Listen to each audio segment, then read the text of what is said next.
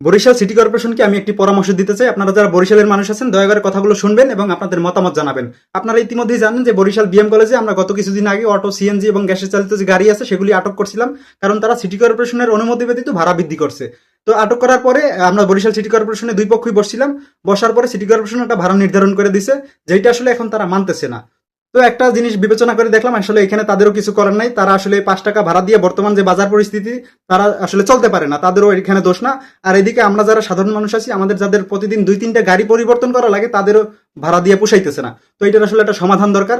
তো এটার মূল সমস্যা হচ্ছে বরিশালে যাত্রীর তুলনায় আসলে গাড়ির সংখ্যা বেশি, যেই কারণে আসলে বরিশালের চিপাচাপা রাস্তায় জ্যামের জন্য আসলে চলাচল করা যায় না।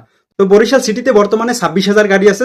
আমি মনে করি এত গাড়ির বরিশালে কোনো দরকার নাই। এখানে আরো গাড়ির জন্য জ্যাম লাগে, তারাও যাত্রী পায় না। আসলে এখানে সবারই সমস্যা। তো আমি মনে করি ৬,০০০ গাড়ি যদি এখান থেকে সিটি কর্পোরেশন বন্ধ করে দেয়, আর বাকি ২০,০০০ যে গাড়ি সেগুলির যদি ট্যাক্সের আওতায় আনতে পারে, লাইসেন্সের আওতায় আনতে পারে, তাহলে আমি মনে করি একটা গাড়ি থেকে যদি মাসে ১,০০০ টাকাও ট্যাক্স নেয় সরকার, বরিশাল সিটি কর্পোরেশন, তাইলে ২০,০০০ গাড়ি যদি লাইসেন্সের আওতায় আনতে পারে, ২০,০০০ গাড়ি থেকে ১,০০০ টাকা করে যদি পায় সিটি কর্পোরেশন, তাহলে মাসে ২০ লাখ টাকা হবে। এবং সেই ২০ লাখ টাকা দিয়ে বরিশাল সিটিতে সিটি বাস চালু করতে পারবে। ঠিক আছে? তো আমি মনে করি এই যে সব গাড়িগুলোকে আসলে সিটি কর্পোরেশনের লাইসেন্সের আওতায় আনা দরকার, এবং সেই যে তাদের যে ট্যাক্সের টাকা উঠবে মাসে ১,০০০ টাকা করেও যদি একটা গাড়িতে কেউ উঠে, তাহলে ২০,০০০ গাড়িতে ২০ লাখ টাকা। তো ২০ লাখ টাকা দিয়ে বরিশাল সিটিতে আসলে সিটি বাস চালু করা দরকার। ঠিক আছে? তাইলে আসলে সিটি কর্পোরেশনের বাড়তি ব্যয়ও হবে না। এই ট্যাক্সের টাকা দিয়ে আসলে বরিশালে সিটি বাস চালু করতে পারবে। যদি সিটি কর্পোরেশন বরিশালে সিটি বাস চালু করতে পারে, তাইলে আসলে বরিশালের সকল মানুষের যে ভোগান্তি সেটা আসলে কমবে।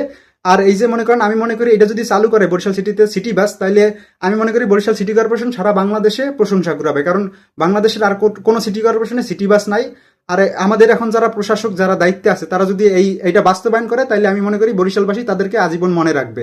আর এই যে যদি সিটি বাস চালু করে, ঠিক আছে, তো সিটি বাস শহরে রুট করে দিবে, সেই রুটের ভিতরে যদি সিটি বাস ৫ টাকা করেও ভাড়া নেয়, ঠিক আছে, ৫ টাকা করে ভাড়া নিলে যেই ভাড়া সারাদিন উঠবে, সেই ভাড়া দিয়েই ওই বাসের যে ড্রাইভার তার বেতন দিতে পারবে। এখানে সিটি কর্পোরেশনের অতিরিক্ত কোনো মানে টাকা ব্যয় হবে না। তো সিটি কর্পোরেশনের শুধু মানে উদ্যোগটা নেওয়া দরকার। ঠিক আছে? তাইলে আমি মনে করি বরিশালের যত ভোগান্তি আছে আসলে সাধারণ মানুষের, সেটা অনেকটা কমবে। আর বরিশাল সিটি কর্পোরেশনেরও মানে সারা বাংলাদেশে প্রশংসা কুড়াবে।